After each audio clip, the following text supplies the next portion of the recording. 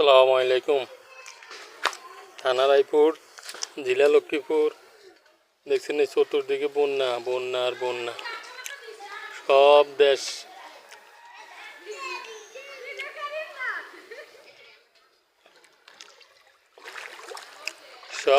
নিয়ে ব্যস্ত, আর এর ফাঁকে সব বন্যা, সব ডুবে যেতেছে।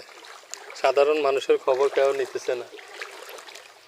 দেখেন আপনারা, সব মানুষ কি কষ্টে আছে।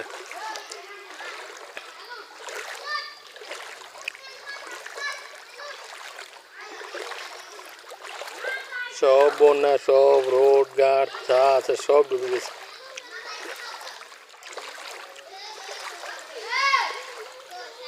এ কারে যা